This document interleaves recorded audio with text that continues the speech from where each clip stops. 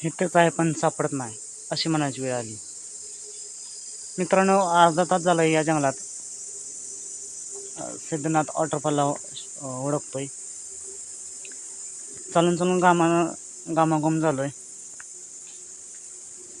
पण सापडत नाही. फक्त झाड आणि झाड, फक्त जंगलच जंगल दिसतंय जिकडं बघावं तिकडं.